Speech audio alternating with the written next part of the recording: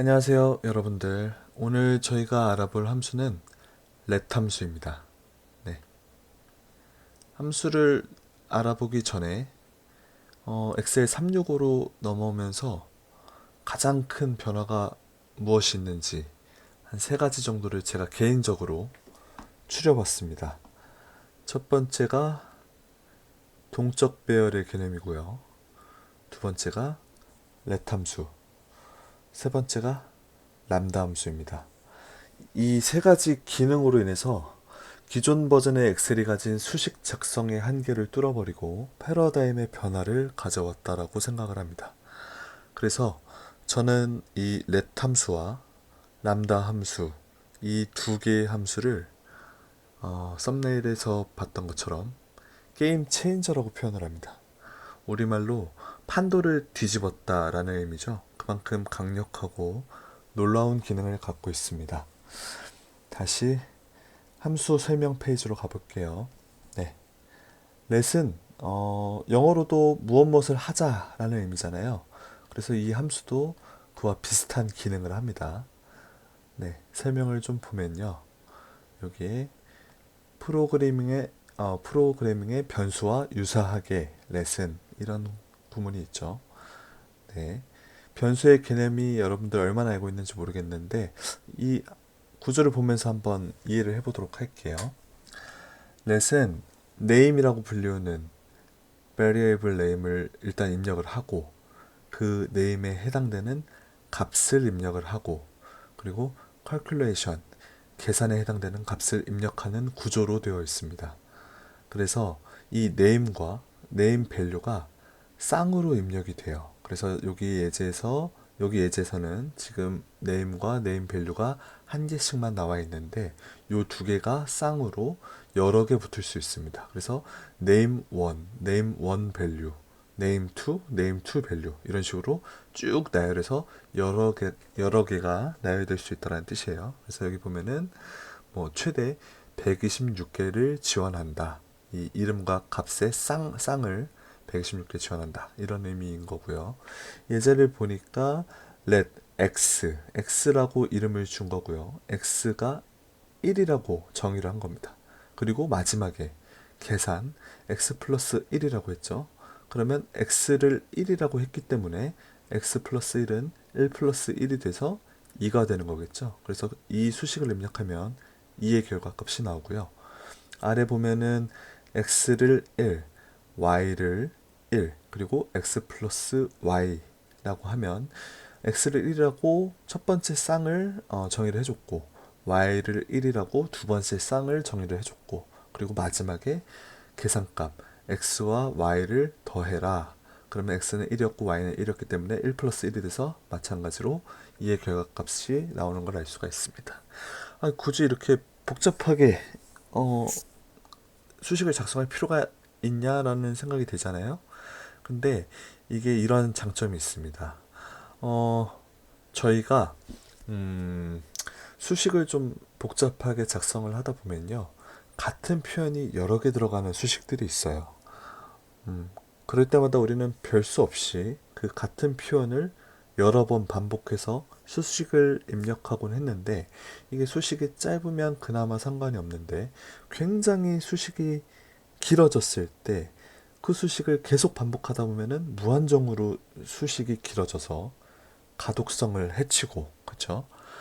그 수식을 해석하기가 어려워지죠. 나중에 뭐 고쳐야 되는 상황이 오더라도 어딜 고쳐야 되는지 또 고치려고 하면은 여러 번 고쳐야 되고 그 각각의 입력된 것들을 모두 다 고쳐야 되잖아요. 그런 문제들도 있을 수 있고 그리고 이 엑셀은 기본적으로 수식을 순차적으로 하나하나씩 다 계산을 하기 때문에 우리가 같은 수식을 여러 번 쓰면은 그 여러 번의 수식을 그때 계속 연산을 하는 거예요. 그렇기 때문에 리소스를 많이 잡아먹죠. 그래서 속도 저하의 원인이 되기도 합니다. 그런 문제들을 이 렛에서의 변수에 할당하는 방식으로 그 수식 작성 방식을 바꿔줌으로써 이런 뭐 속도 면에서 좀 이득을 볼 수 있고 또 이렇게 변수화해서 여러 번 쓰이는 표현들을 하나의 변수로 지정을 했기 때문에 가독성 측면에서도 또 이득을 가져갈 수가 있죠. 뭐 그런 설명을 하고 있는 것 같습니다. 그래서 이렇게 읽어봐도 뭐 언제 쓰는 건지도 잘 모르겠고 막상 내가 또 쓰려고 하니까 어떻게 써야 될지도 모르겠고 잘 모르겠잖아요. 그래서 실전으로 바로 수식을 작성해 보도록 할게요. 일단은 저도 수식을 한번 작성을 해보겠습니다. 일단 let이라고 쓰고요. 아까 예제에서는 뭐 변수를 x라고 했는데 이 변수는 들어갈 수 있는 것들이 한정되어 있기는 해요. 그래서 어떤 것들이 들어갈 수 있는지 없는지부터 먼저 알아보자면 일단은 뭐 알파벳 뭐 이런 것들 다 가능합니다. A도 되고 B도 되고 C도 되고 뭐 X도 되고 Y도 되고 다 돼요. 근데 이제 뭐 C1 이런 식으로 되면은 이거는 이제 오류가 납니다. 왜냐면은 이 C1은 우리가 C1 셀이 있잖아요. 그래서 이 C1이라고 쓰면은 이게 변수인지 C1 셀을 의미하는 건지 알 수 없기 때문에 오류가 나버려요. 그래서 이 변수명에는 이 셀 주소에 해당되는 문자를 넣으면 안 됩니다. 그래서 우리 칼럼은 X, F, D 칼럼까지 있을 거고요. 행은 1048576까지 있을 거예요. 그렇죠? 1048576. 그래서 이 범위 안에 있는 문자를 변수로 쓰면 안 됩니다.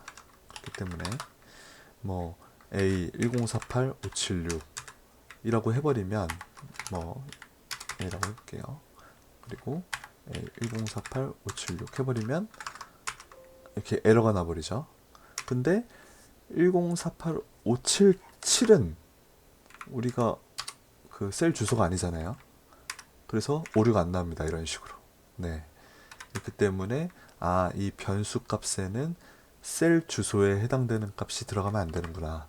그 점을 좀 기억을 해주시면 좋을 것 같고, 그리고 이 변수명에는 숫자도 들어갈 수가 없습니다. 그래서 뭐 변수명을 1이라고 하고 뭐 1을 다시 불러내면 또 이렇게 오류가 나죠. 렛의 첫 인수는 올바른 이름이어야 합니다. 그래서 숫자도 안 되고 숫자로 시작되는 변수도 안 돼요.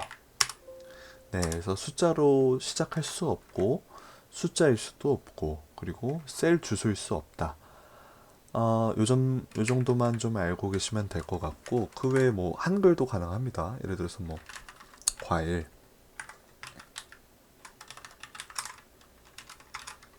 변수명을 과일이라고 준 거거든요. 그래서 과일이라고 치면은 애플이 반환되는 걸 알 수가 있죠. 이렇게 뭐 한글로 줘도 상관이 없어요.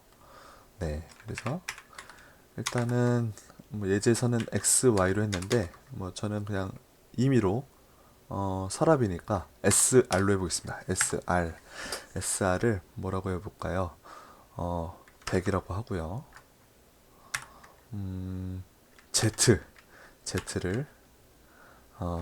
50이라고 해보겠습니다. 그리고 마지막에 SR 나누기 Z를 출력해라 라고 수식을 작성하면 결과값이 어떻게 나올까요?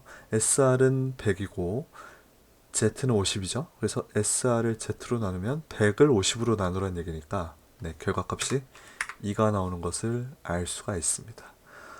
뭐 만약에 여기서 변수를 추가하고 싶다. 그럼 또 작성을 하면 돼요. 예를 들어서 뭐 K를 뭐 30이라고 하자. 그리고 이렇게 항상 페어로 입력을 해야 됩니다. 그래서 K를 30이라고 하자. 그러면 뭐 여기다가 예를 들어서 플러스 K 그러면 네, 아까 SR 나누기 Z가 2였는데 K 값이 30이죠. K 값이 30인 거를 더하라고 했으니까 결과값이 32가 나오는 뭐 그런 형태예요.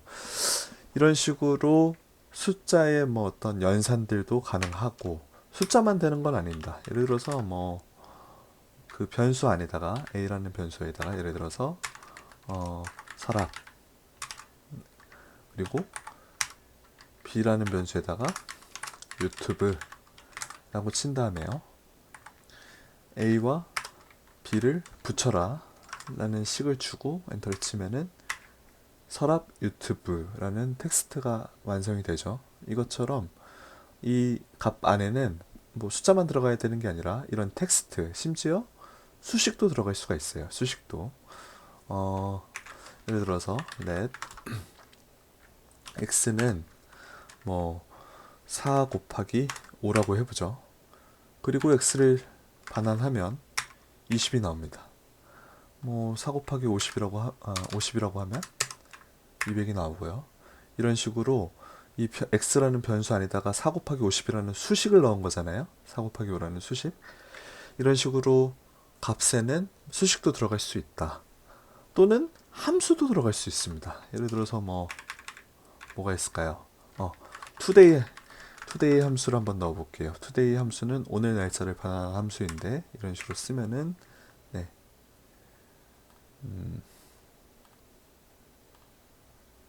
이렇게 오늘 날짜가 입력되는 것을 알 수가 있죠. 이런 식으로 함수도 가능하다. 그러면 이 x에다가 뭐 3을 더하면 3일 때 날짜가 나오겠죠. 이런 식으로 또 연산도 가능하다. 이런 식으로 쓸 수가 있는 겁니다. 이게 이제 렛을 활용하는 방식이에요.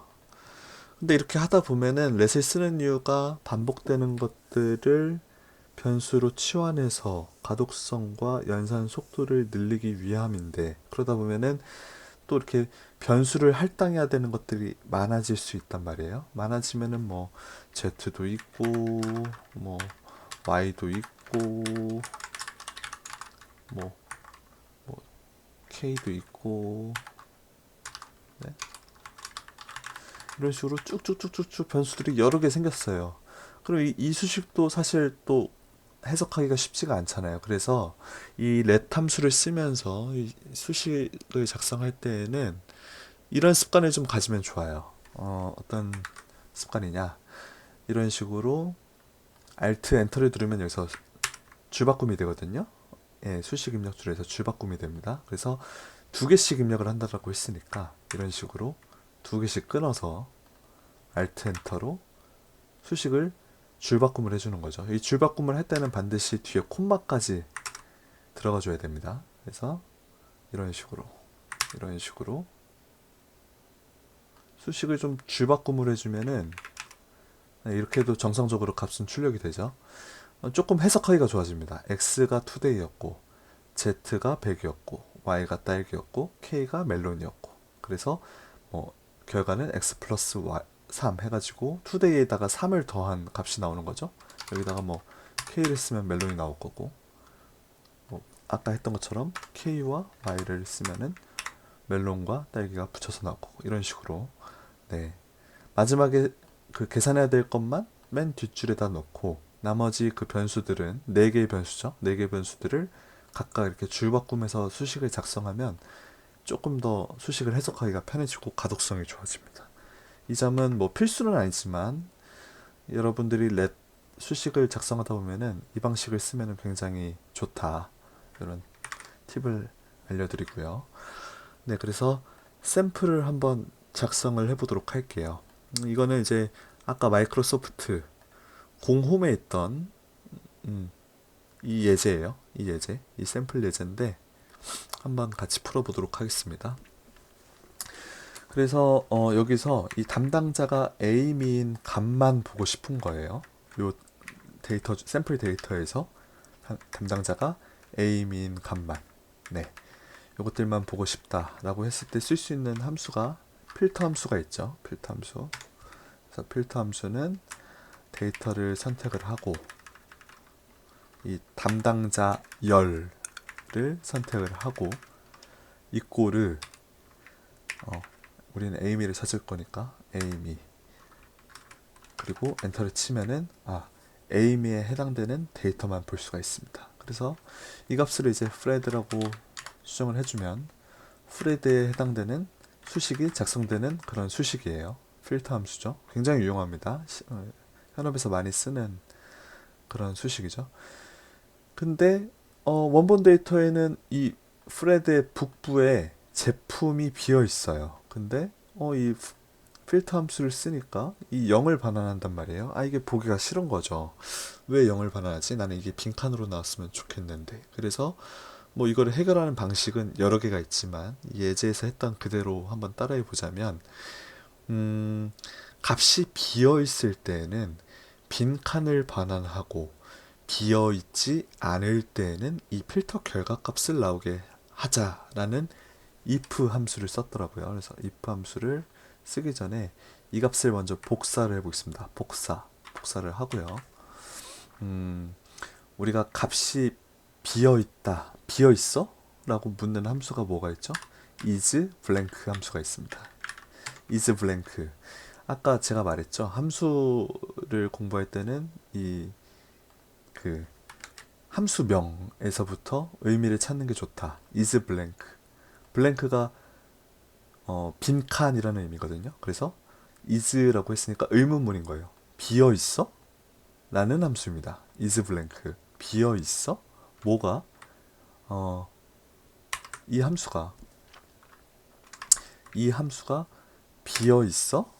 라고 명령을 쳤을 때 결과값이 false와 true로 나오죠. 그래서 아까 우리가 비어있던 그 위치만 이렇게 true를 반환한 것을 볼 수가 있어요.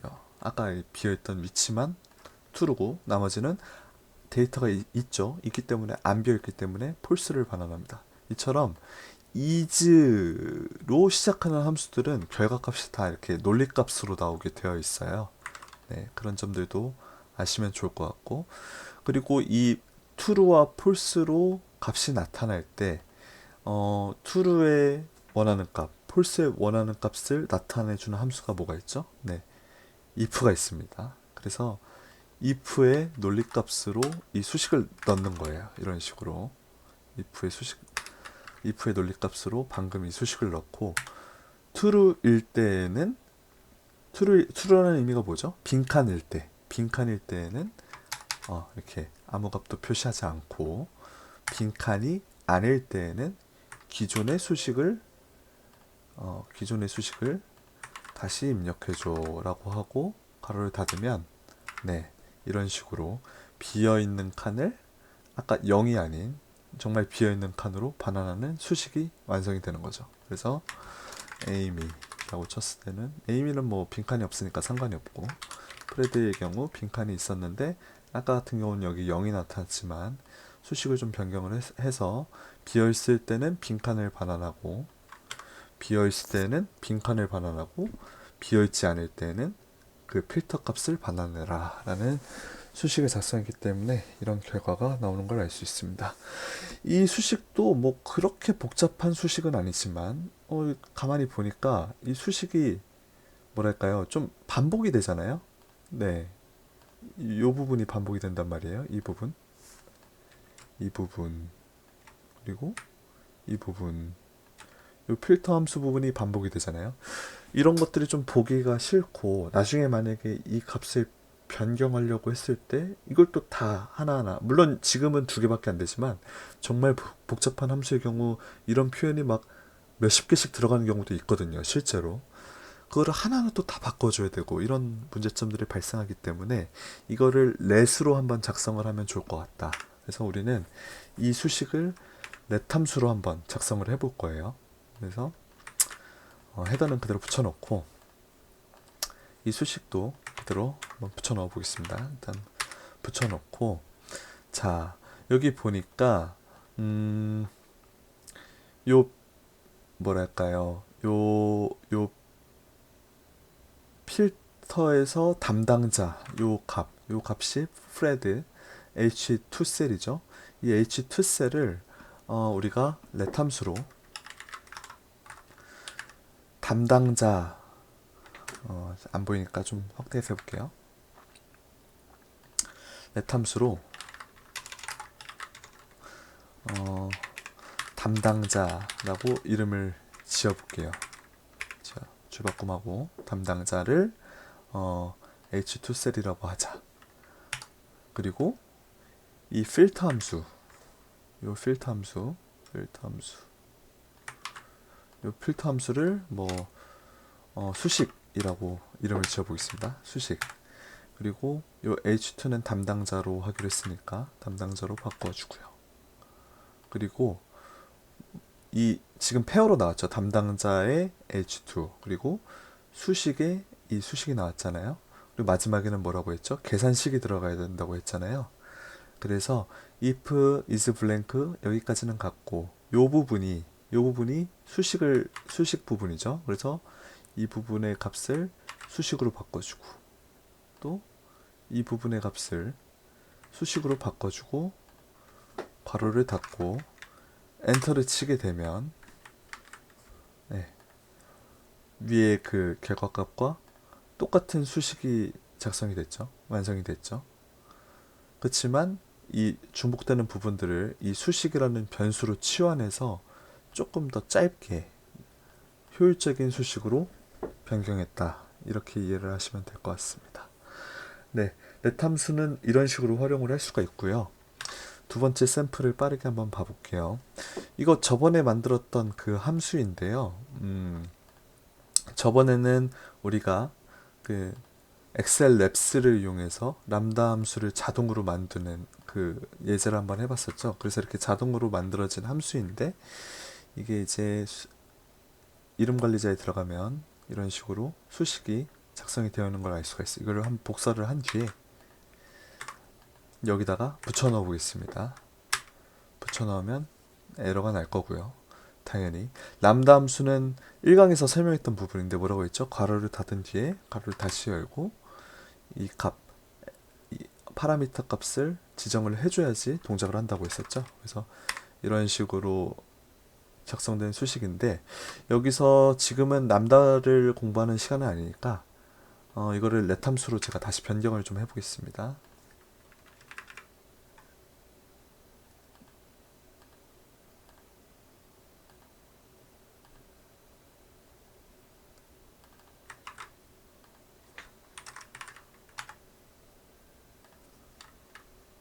이렇게 줄바꿈을 해주고요.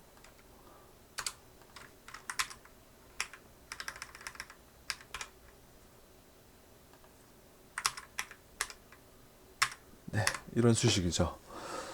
자, 제가 좀 줄바꿈까지 해봤어요. 여러분들이 처음에 이 수식을 보면은 이게 도대체 무슨 수식인가 싶겠지만 지금은 이제 이해할 수가 있습니다.